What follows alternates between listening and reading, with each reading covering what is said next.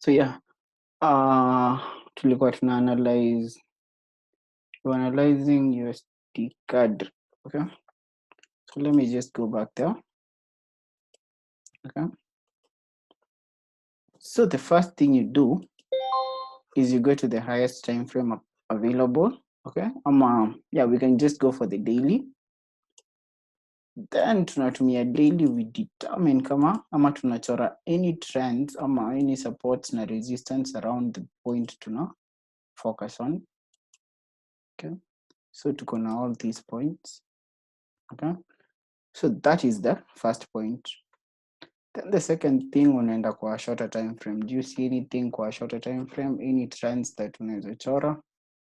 Have something of this sort, not the best, but something, just something, because of this point, this point, this point. Okay, so that is the first thing. Then zoomed in, zoomed out, we go to a shorter time frame. Okay, so based on this, price equal on a support area. Okay, then tuko na this mini trend line around here. Okay, so unaweza run your Fibonacci at this point from this Fibonacci retracement from around here mpaka hapa. Okay, so we can see a 50% Fibonacci retracement, but lazima you consider one thing. This is a downtrend. You can see it's already a downtrend. So see, always we'll see these types of retracements. Okay, so for us to trade this, we'll be looking for, it's better for you to look for a short ama to look for a sell kuliko looking for a buy. Okay, so in this case, I will not advise anyone to go for this buy. It's a bit of a risky buy, but you can see hapa ili retrace to 23% of the Fibonacci retracement. Saizi iko around 0. We can just make this perfect. Iko around 0. The lowest point ni hapa. Okay, so saizi iko around 0%. So for us to go for a long, ama for us to go for a short, then we'll be waiting to break this point. Okay, but for this long to be valid, okay, personally I'll not go for this long. Okay, because one thing, tuko in a downtrend, we always follow the trend. Na if at all nakuja kuingia that long, I'll be waiting for that market to break this mini trend line hapa. Okay, so if I'll go for a long, itakuwa hapa. Okay, around this point.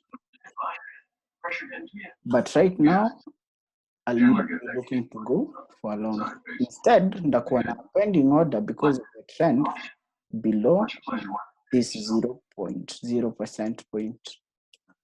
Okay, now if it on that breakout,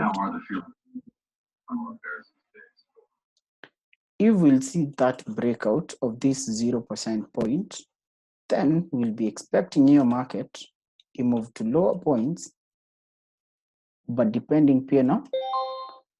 So I'll be expecting your market. This would be my target one. Let me just do this. So this would be our target one.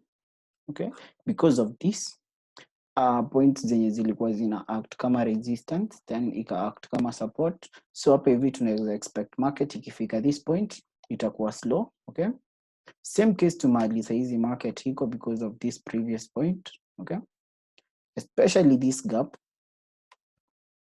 Okay, then the second target itakuwa around hapa hivi because of this ama a lower point kama hii. Okay, but you don't limit yourself with the targets. What you do ni unasongesha to stop loss. So market ikimove to around this point, your trade inafaa kuwa usha move stop loss yako kwa entry at that point. Okay, ama somewhere 50% of it, ama you take half lot.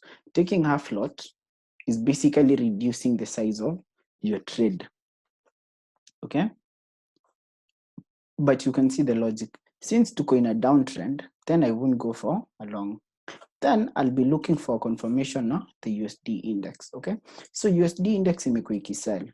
Okay, so do we have anything that inatuambia this market inaweza buy? Yes. So we have a trend somewhere around hapa, not the best. Okay, so we have that. Then tuko na this point. So you can see that. So based on this, tunaweza sema hii market iko na some room to short. Ama this currency, ama the USD index iko na some room for shorts. Okay, but then tuko na this. Okay, so hizi ni vitu lazima you put into consideration. So at this point kwa hii market, if we see this breakout, that's when you're going to go for a short. But before then, we'll wait for the price to move at least 50% retracement ya hii for us to see some shorts. But the strategy we're supposed to be using, you don't have to wait for all this. Okay? I hope connection yangu iko sawa. I hope you guys can hear me. But the strategy I'm going to show you guys, see lazima at you wait for this. Yeah, it's all good. It's advisable for you to wait for this because unatumia price action. So yeah, we might see the price moving back here, but tuko in a downtrend. So chances are that tunaweza ona consolidation, price ikose kuja huku juu, price move to sideways to around this point. Okay, but the big picture is tuko in a downtrend. Okay, so you're supposed to look for shorts, not for longs in this case. Okay, now if at all to look for a long position, we need to see your price at least in a break this trend line. Hope that makes sense.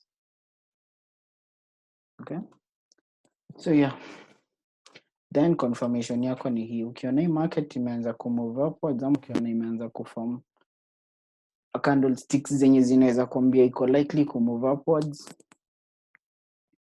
then you'll be looking for a long position, but with a confirmation for the USD card. Any questions? Anyone with a question? So yes, so let's move on. So on to the next thing, which is correlations tulikuwa tumeongea. So what you guys need to understand in this market, what I'll tell you ni correlations don't exist, honestly. Kuna vile one currency can give you information about another currency, but they don't exist. Okay, as much as people want to involve that this currency ilifanya hivi na hii ikafanya hivi, no, in the end of the day, each currency is on its own. Okay, so your approach, just use the USD index. Then the other thing you can use for you to determine easy everything and anything that is likely going to happen to a certain currency with the strength meter. Okay, I'm going to share 2 links for this. So using the strength meter, itakuambia what the market is likely to do. Okay, so based on our analysis for this, we are certain hii market haiko, hatuko in a comfortable place, so tungeingilia market around hapa, it's just 12 pips away. You can see the difference in pending orders make, ama the difference that pending orders can have. Forgive me for that, but okay, you can see tungekuwa na pending order hapa, a sell stop around hapa chini, easy activated, but itakuwa safe zone for us, so that in case your market kama itashuka itatupata ndani, then we'll just ride that market. Okay, so by kuingia markets direct ni hiyo, because sasa iko in a specific point, ama iko in a point and we are not so certain what's likely going to happen. Okay. Forex is all about patience. By all means, lazima you be patient, lazima you watch the markets. Ukiona imeenda vibaya, you just cancel it. Ukiona you're not comfortable with that market, you close it. This is a demo account, so nothing much. But you get the logic. Then what else? Yeah, the currency strength meter. I'm going to share 2 links for the Telegram group. Hey. So the 2 links ni za kukuambia ama somewhere you can use the currencies. Ukiona kuna currency ama Euro USD leo is very strong, okay? Kama unaona Euro USD ni strong, then you can use that to your advantage and just go for and look for opportunities for the base currencies ama for trades with Euro as the base currency ama the kama ni counter currency inaweza ama kama hata ni base currency inaweza kosa kuplay along na the strength of that currency upate the other currency ama the counter currency is more strong kuliko that currency. Okay, hope I'm making sense. So yes, on to the next thing. How many currencies should you trade? 34, if I'm not wrong. Yeah, 30 something currencies. That's the number of currencies unafaa kutrade, but at least don't have more than 2 currencies of the same symbol open. Usikuwe na Euro USD, GBP USD, then you go for a USD card position, okay? And make sure each trade is 2%, okay? So kama una trade USD na another USD, that is already 4% risk on USD, okay? Kama una trade GBP USD na Euro GBP, that is already 4% risk on GBP. Hope I'm making sense. So at least at any given time, personally, I don't have any more than 4 trades open at any given time. The maximum number of trades I have per day, it'll depend on the opportunities, but sometimes utakam kuona a certain open position and you run some good profits, okay? Then you spot another big opportunity for you to trade at the same ama your currency with a base ama with a counter currency, which is almost exact. So what do? You can choose to close that one currency and you can ama make sure that currency umesecure, make sure your stop loss iko kwa entry, okay? Ama hata 10 pips depending on whatever your strategy is, okay? Once you've done that, then you can go ahead and take another currency depending ama you can take the same currency another 2%, but you need to make sure the first currency ama the 2 currencies zenye umerisk ama just one out of the 3 is secure na uko sure in case of anything the risk is just 4%, okay? Now let's say uko na Euro USD, GBP USD, then uko na USD card, zote zimekupatia opportunities, okay? So what do? It's simple, unaweza choose kurisk 1% on each, okay? Then trade zote tatu. Let me interrupt you kidogo. What's happening? Kuna kelele mob sana kwa hiyo movie. Who is having the movie? Nasumbua masikio. Okay, let me just check. Let me check kama ni yangu.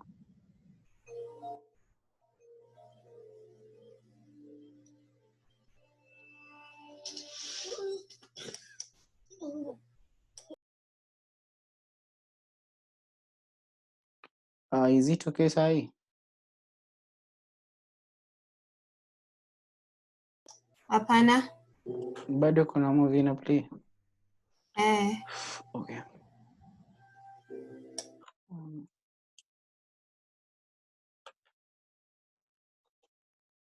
Okay, I think it's on your side because hakuna mtu mwingine audio iko on. So we check on your side.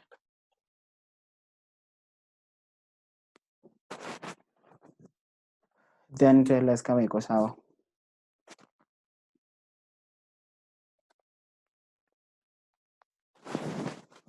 So moving on,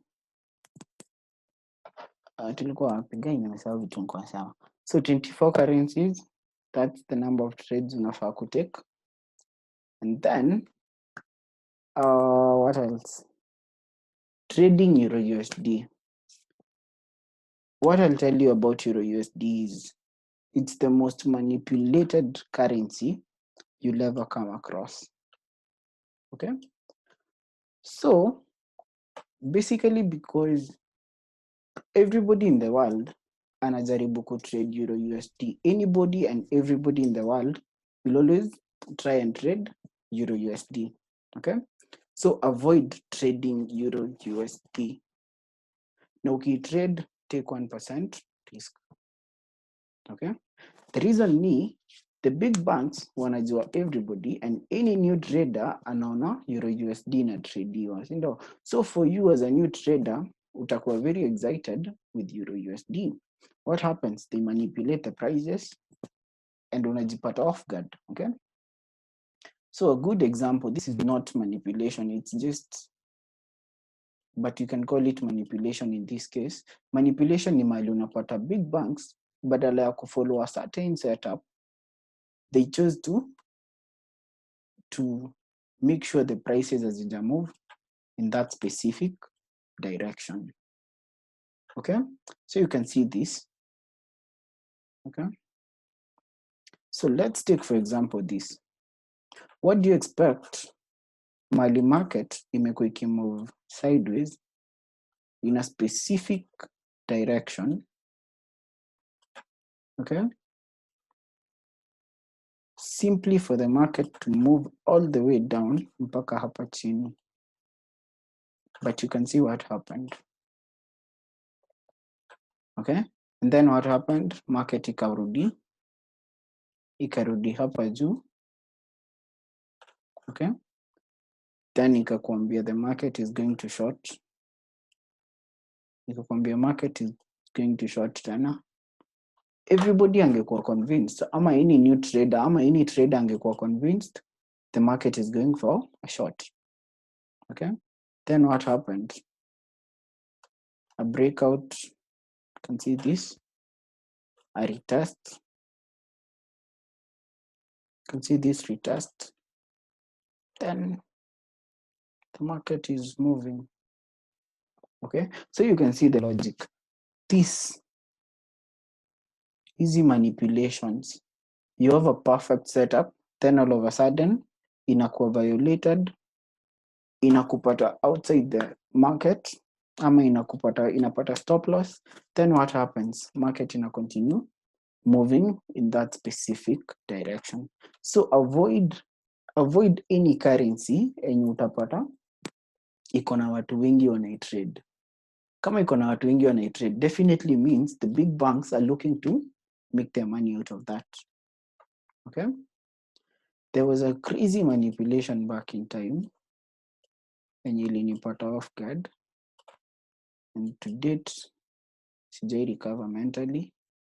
So this is it. There was, ilikuwa wapi? It was sometime last year if I'm not wrong. I'm not really certain. Yeah, ilikuwa hapa, found you. So it was a very good time to ride a very good shot. You can see this. See this. See this. So you can see we had this trend. That's easy. Okay. So we had this short. Something of the sort, something amazing. So price ilikuwa inakuja ina bounce from hapa naingia short. Na bounce hapa, you go for a short. Na bounce hapa, you go for a short. This, what happened to me, there is a confirmation candlestick ya sell hapa. Then, ikakuja ika breakout, ika retest, there was a buy candlestick, and then ikarudi kwa the trend. Let's see, come on, we can find it. Let's see if we can find it. So basically what I'm trying to tell you guys is avoid trading Euro USD. Avoid trading Euro USD by all means. Anything else, you can trade anything else you want. Okay, sasa hii inatakaje? Come on. Just a minute. So where do we get Euro USD? So the currency I take it to analyze. Come on.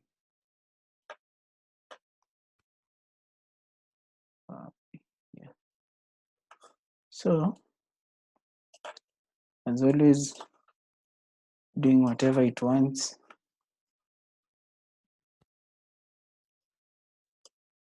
So what is going on? Anyway, so this is it.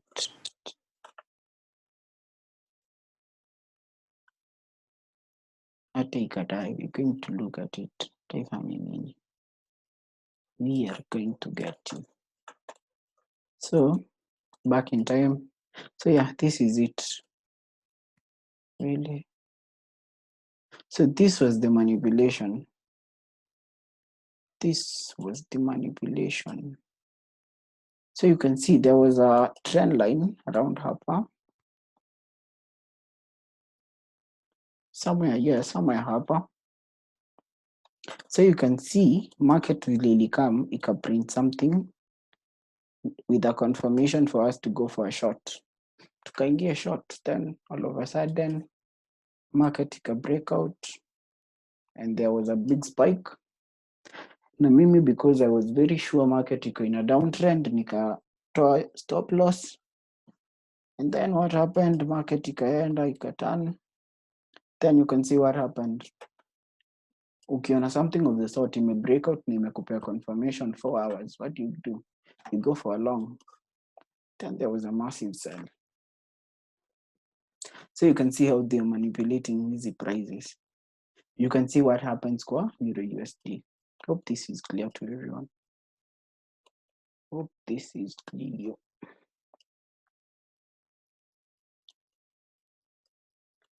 Anyone with a question as we do this? So yeah, there was a trend line somewhere. Okay, we're not going to get it, but at least you guys can see what I'm trying to say. So price ilikuwa ina move chini vizuri, something of the sort. Then there was this breakout, a massive breakout. Okay. Then kuna this candlestick of confirm the breakout, but because uko sure it's a downtrend, na assume. Then you can see all this. Hizi ni pips ngapi? Yeah, 100 pips within a day, within 4 hours actually. And then market ikarudi retest because it was a big trend breakout. Okay, na tukapata confirmation for 4 hours that the retest is complete. So definitely you're going to go for a long. You're going to go for a long position. Then all of a sudden what happens? Another 100 pips drop. So as I imagine this is 100 pips, then this is 100 pips. Just manipulating easy prices. Okay. So yeah. Na ikifika hapo, that's where you avoid Euro USD by all means. So yeah. Any questions? Any questions? So the one thing you guys need to know is the toolbars to customize. You have to customize your charts. Make sure your chart, you're comfortable with the way your chart is, okay? So in this case, tuliongeza rectangle. What do? Unakuja hapa, right click, customize. So tunaweza ongeza the rectangle ama the triangle because we're going to need it. Okay, so you can see imekuja hapo immediately. Okay, then tuko na the triangle, the rectangle. Hope you guys are comfortable with how to use it. So make sure you customize these charts zenyu. Personally, this is what my chart looks like. This is, you can see chart yangu iko na what I need and when I need it. So like right now tukisema we've spotted ama we are going to draw this. Just a minute. So right now tukisema we are going to make this a zone, ama tutachora this as a zone, what do? Easily access this. And you can see that. So tutakuwa tuna expect your market if you break this point ndio we are going to go for a short. That's simple. Okay. Then trend lines. By now you guys know how to draw short trend lines. Okay. Double click, right click, trend line properties, then unatoa the array. It's going to, are you going to draw your trend line specifically, kama that's a word. So yeah, something else. So profiles, color schemes, you guys, I think you're comfortable to change any color of your chart or your charts. Simply right click on that chart, properties, then colors, depending on whatever you want. Okay. So yeah. What else?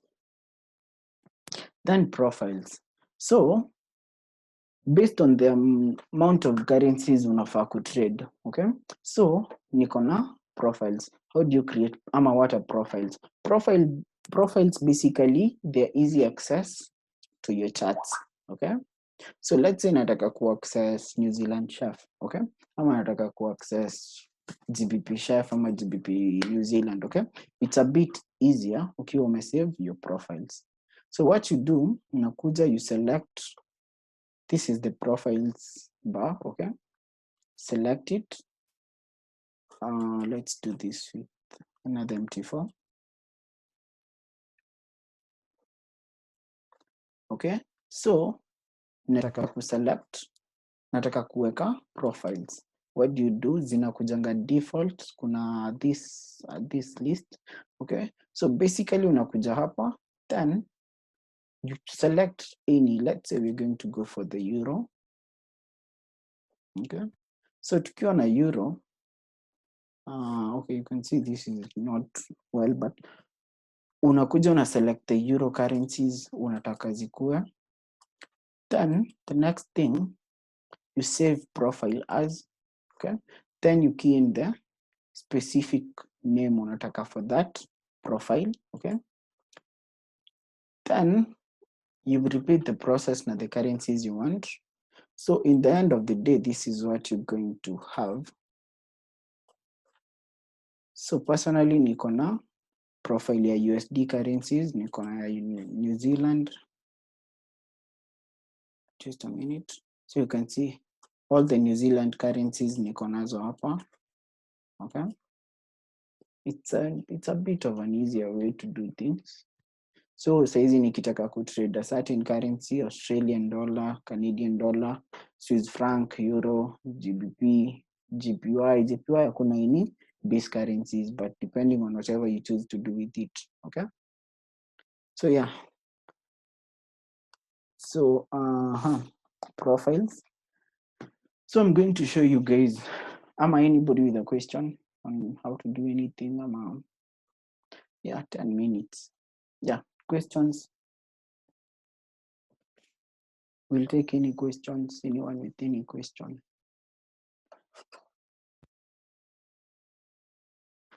So kama hakuna this, I'm going to show you guys a simple trading strategy and how to approach it immediately once you're back, so that I can share this video because it's gonna 9 minutes. There's nothing much you're going to do in 9 minutes. The next video clip itakuwa around 10-20 minutes, then we'll be done. Na kama uko na any questions, just make sure you unaweza ni text, unaweza kuja na questions hapa whichever you feel comfortable with. So yeah, immediately I share the video clip. Yeah, immediately I'll tell you guys when we're going live, but 2-3 minutes tops.